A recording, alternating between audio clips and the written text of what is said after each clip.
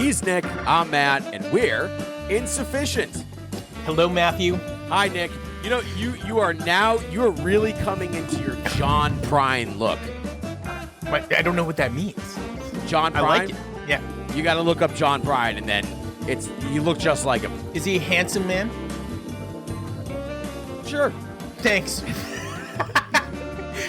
You're coming into your ham sandwich look. Yeah, Jesus. yeah. Nick, I don't want to say you used to look like a sloppy Joe. Now it's ham and cheese. Now it's a ham and cheese sandwich. It's better than a roast beef. Ugh. Jesus. 3, 2, 1. Listen, nice. No fade, but a nice cutoff. I like the let countdown. everybody know. Yeah. Today on Insufficient Yes. is Soundcheck. Hey, Where it's Monday. Where we recap the week, or not recap, where we Foreshadow the week and our schedule for the week and what we're going to go over. Yeah. Right? And we add a little flavor to it to make you excited to tune in. Yeah. Which is not bad. I always like anytime. I was like a little bit of grab ass at the start of the week, because it's been a couple of days since you and I have talked about fish together. That's not true. We talk about it. Yeah, what are you talking about? We talk about fish all the time. Yeah. I got some thoughts. I got a rash, also, man. what do you think I can get for this? No, we also have actual fish, new fish. I think Friday. That's right. Friday. Spring tour. Super excited. Spring tour. First of all, yeah, okay. What? No, I'm excited. I'm ready. Excited. I'm ready for new fish. Hey, Trey showed up in Puerto Rico the other day for for Damn it. unannounced show. He showed up in Puerto Rico. Yeah. Yep. Oh how my are you God. just finding this out? Dude, how am I just finding this out? Yeah. Okay, see, he was at the Ritz-Carlton. That makes sense. He did Chalk Dust and Strange Design. Good for you. A private performance for the Divided Sky Foundation. Oh, nice. I know, man. Dude, just and him. Fucking Tansky was there? Pansky was there. Dude, that's amazing. I know. I would have been there. If you had known. But guess what? Nobody knew. Let me tell you something. Have you ever stayed at a Ritz-Carlton? No, because they're astronomically expensive. And are they really that good? Okay, so this is the grab ass I was looking for on a Monday. So I've got some people that I work with in Hungary, Budapest to be exact. The American exchange rate is crazy over there. And so they wanted me to come visit. They're like the nicest people in the world. They gave me a travel budget. And when I was looking at hotels, the Ritz-Carlton was available. And if I contributed like $100 or $200 a night of my own money, well worth the affordability. And since I'm bringing my family, I thought, sure, dude, I don't know if I could stay at another hotel ever again. Because, wow, oh my God, I walked in, everybody was nice. There was like cake in the room with like a personalized note. The people in the lobby got to know my daughter, like to the point where like she was giving them hugs as we were leaving. Everybody was just nice. But here's the thing: that's the Ritz-Carlton in Hungary. Let's try a Ritz-Carlton in the United States. True. You'd walk in, they'd be like, "I can't, dude. I can't afford it in the United States. Are you kidding me? Can't afford it." And the attitude, the attitude. Hey, would you like to buy this car or spend the weekend at a Ritz-Carlton? I'll buy the car, sir. Thank you very much. Exactly. Shit. Yeah. No, I'm all set. And you're not going to get so you're getting a better experience at a Ritz-Carlton than you are at the yacht club at Disney. Okay, well, doubt it. That's not even. Doubt it. We're not doing a this or that. The Ritz-Carlton. The Ritz-Carlton or the yacht club, bro. I'm taking the yacht club. Absolutely. Because I'm in Disney. I'm walking to Epcot. What do we got tomorrow? Tomorrow is International Jams. Super excited. And tune in because our buddy Giabi is going to be on there. Giabi. Obi-Wan Giabi. I love it. We're going to come to you from 2023 International 2023 show. You're like, Nick, where do they play? I know. I love it that you keep calling it 2023, but it isn't. It's actually 2022? No, it's 8/10/2022. Okay, 8/10/2022. At the Budweiser stage in Toronto, Ontario, Canada.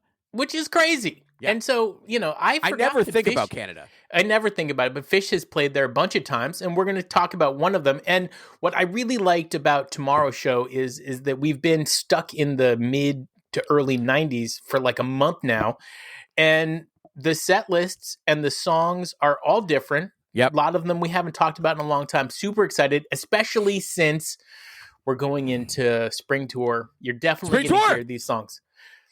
And I'm excited about that. And then Wednesday, we have Worldwide Wednesday, brought to you by the Scholastic Book Fair, which, I thank you so much for and sending us money. I would like to know, actually, if you listen to our show, are you more Team Matt, which is Berenstain Bears, or Team Nick, which is Garfield? Which one were you forward to? So that's the thing, is we've already done this question, and I won. Okay, but did we do the question? Yeah, we did. Damn it. Yeah, months ago. And I won that one. That makes me boo-boo. Dude, that, that's fine. But it's what I like about International Wednesdays is it's that... It's not an International Wednesday. It's Worldwide Wednesday and International Tuesdays. You are fucking this sound check up. People are going to be like, when do I tune in? International Wednesday? I need it. Dude, don't call me out and say... I just get excited. I'm so excited. Don't call me out, please. Dude, we should just call it Monday Wad Busting. Because I'm so excited. I'm bursting at the seams. I haven't talked about Phish to you lovely people in so long. And am I qualified? Yes. Should I be doing it? Yes.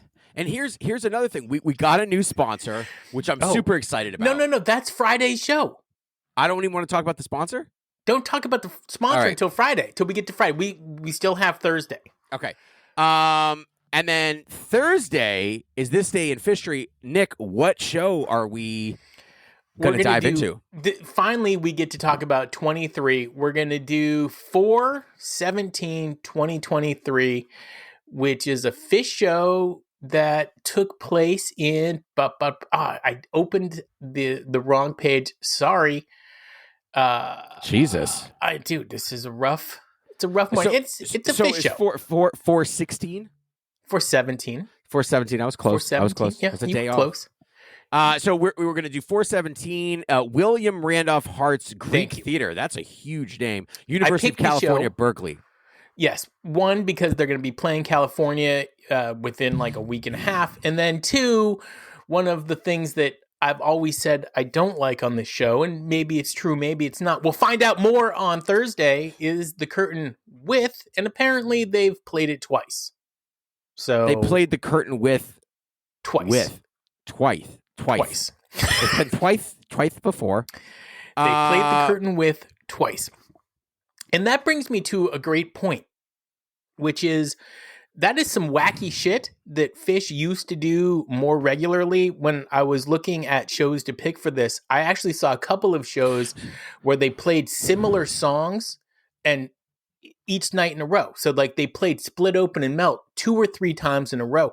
Phish doesn't do that anymore. And so what I would like to see... And I'm okay with that. No, I would like to see what's the Crash Through Shale Splash, what song is it? Oblivion. Okay. I would love it if Phish, they're going to play the Climate Change Arena in Seattle 2 nights in a row. Play Oblivion both nights. Let me hear a version of it one night.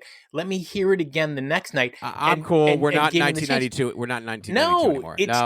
That's kind of what makes it exciting. No, it isn't. What makes I want to see the change, and I want to see the change in real time. Okay, this or that. A bust out or a repeated song?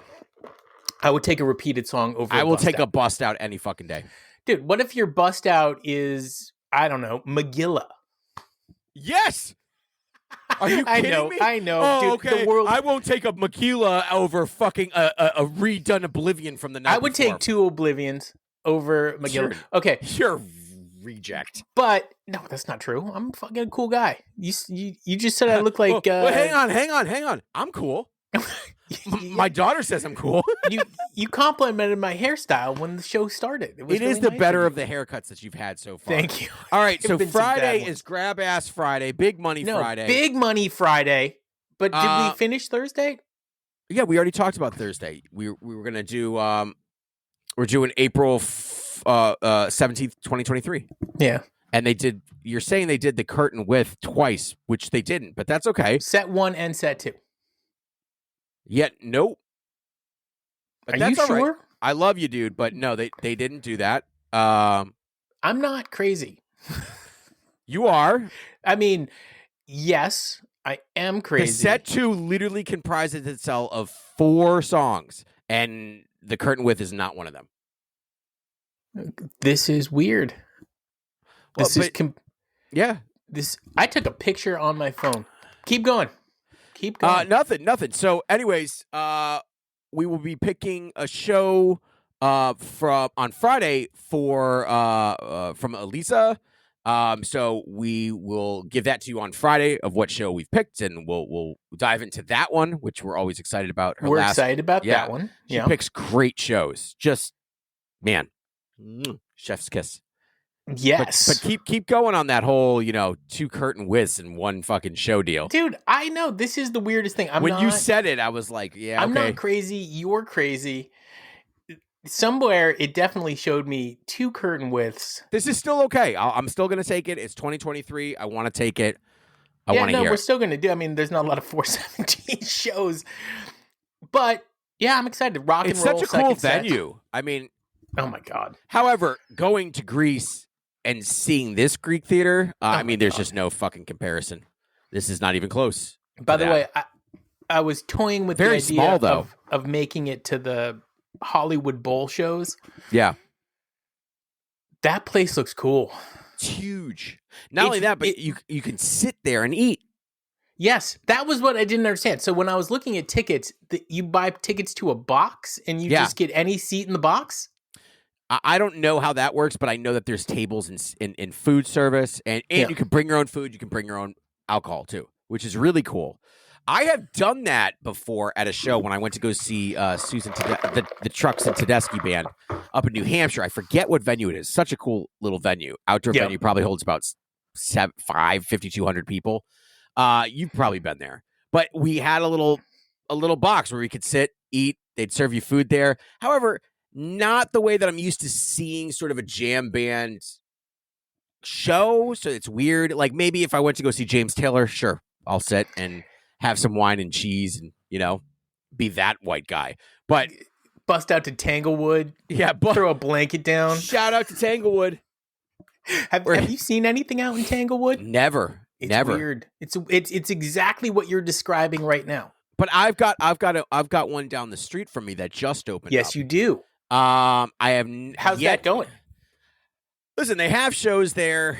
The only thing that I saw that I was like, all right. So they had Snarky Puppy there at one point. Are you making up band names? No, they're fucking amazing. They're so good. I don't know if this is true. It is. It's 100% true. Okay. Look them up after we're done. Snarky Puppy fucking guys are just insanely talented.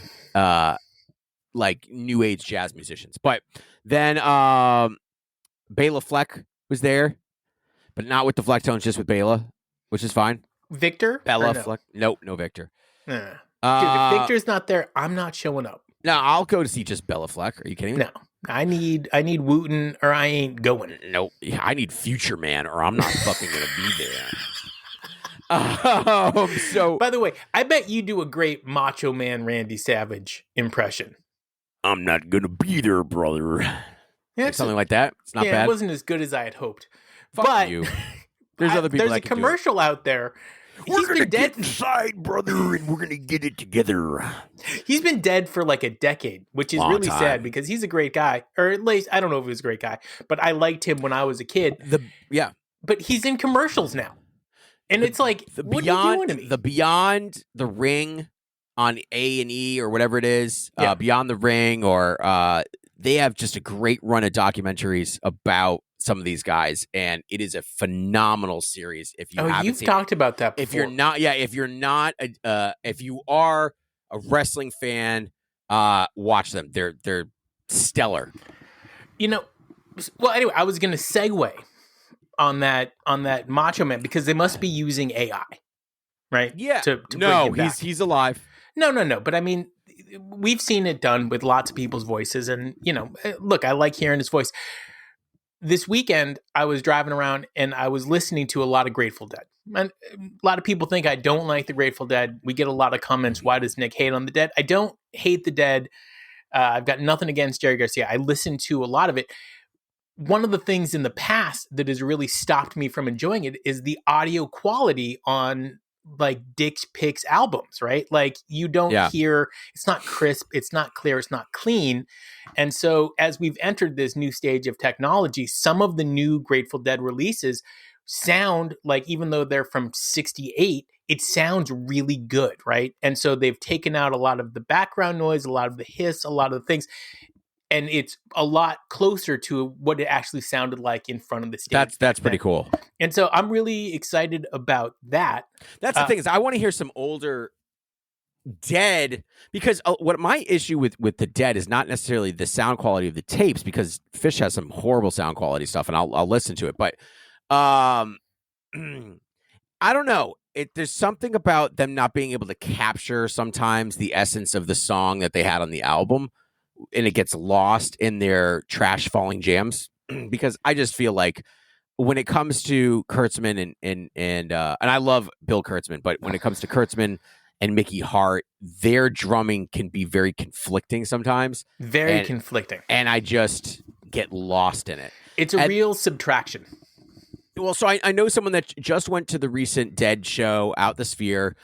Obviously, they said that the Sphere is cool. No, they not necessarily. They said it was cool. John's obviously good. Bob was a mess. You know, he was like crying on stage. No, he just sounds like shit. He's just not good. Well, he's fucking old as shit. I know, and I was talking to my wife about this because she does like the Dead. She's like, I just couldn't watch it now, and I think they were talking about how they wanted John Mayer to be the one to continue the Dead to keep going. That's a bad idea. That's a horrible. But he will. But why? Just give it to Dark Star. Those guys have been doing it for what, 30 fucking years, and they do a great job.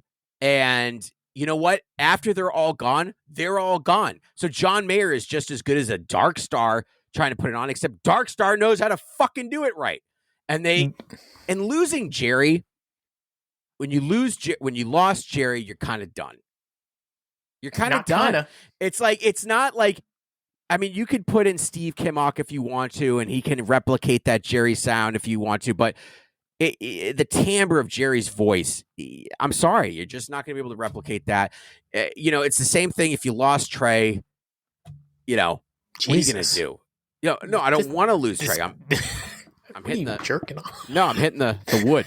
What are you fucking? It looked like you were whacking it in the fucking Trey again, bro. Matt, this sounds like a hot take to me. Well, it kind of is a hot take. And so we're going to get into the insufficient hot take of the day. And, if Jerry Garcia was alive today, would he be proud of where the scene ended up or completely horrified? I think, I think it's become kind of a circus. It's a fucking cliche. It's an overpriced Instagram circus is what I would say. That's a great way to put it. It has become that. And can you please stop pretending that poor hygiene is a personality trait at festivals? Because it fucking isn't. No. Shower daily. Jesus. And patchouli is not a smell that people really want. Not only by that, the way. but would the jam band scene even exist without psychedelics? Or would we realize that the music is mid? A lot of the music out there is mid, which is another part of the problem. And are we going to talk about how 90% of the jam bands are just white dudes noodling with no soul? and I would say this specifically about Goose. They are the perfect example of a bunch of fucking lame mid white dudes. By the way, Goose, incredibly talented musicians. No, on a scale of 1 to 10, they're all above 9. Nope. The sum is not greater than the whole of the parts, though. And that's the difference. Fish, they're also all above 9. The sum is greater than the whole of the parts. And that's the difference. This is what the issue is with Goose fans. They think that they're all really good musicians. I'm going to tell you that they're very mid musicians. They are not that. No, I think they're good. Why don't you go check out Snarky Puppy and then fucking come back to me and tell me that those guys are good fucking musicians in Goose? You're not going to win that fucking battle. But I'm not going to tell you they're better. Right. I'm going to tell you that Goose is talented. I just don't think their music not together. They're just whatever. They're okay. They know their instrument. They know how to get around it. Their songwriting skills suck, and they're boring. okay. They're okay musicians. Are not great. The lyrics are horrible. Their best song is "Rock the Casbah." I don't even know if I'm saying that correctly. If you're gonna put, which is a cover, if you're gonna put, Wolfpack musicianship against Goose, you're gonna fucking lose it. You're gonna compare Corey Wong to that loser that heads up fucking Goose. Get the fuck out of here. Okay, but you're talking about dudes that are like 10 plus that are musicians. Yeah, real musicians, not a bunch of fake kids that wanted to be Fish. What's happening on Friday? Dude, that was a hot take. I loved it. I loved it all. The jam band scene is dead. Fish is the only thing that's really great out there. And it has turned into an Instagrammable moment. I hate when I see people that I went to school with, high school, college, all getting back together, being like, we're going to Fish just to fucking post a picture. Come on. Exactly. Big Money Friday. I'm excited for it. We're going to talk about what our buddy Eliza is doing, which is great. We're also going to talk about the future of our show. And not in terms of like what we're going to do in the future, but like there's a level of gratitude that Matt and I have, and we talk about this offline a lot. Right. As we've kind of been a podcast that was not on charts or noticed. And over the past, let's just say, month, that kind of rise has been very visual. And I personally, and Matt too, very grateful for all that. And so, Matt and I have kind of talked about what we'd love to see happen. We'll talk about that on Friday. But one of the things that we'd like I hate to cut it off, but we have to cut it off. We'd like to do this. We'll talk about it Friday. We'll talk about it Friday. We got a sponsor on Friday. We do. A new sponsor. He's Matt. I'm Nick. This is Insufficient Soundcheck. Yeah, I know. It's rare that we record two podcasts in the same day, but we got a great one for international jams. We do. We brought in our brother from the, what do they call Philadelphia? It's not City of Love. Philly. City of Brotherly Love. He's not in Philly. He's in Philly. He's in Delaware, bro. No, I'm pretty sure he's in Philly. Well, we'll talk to him. Did I say you're Matt and I'm Nick? No. He's Matt, I'm Nick. This was Insufficient.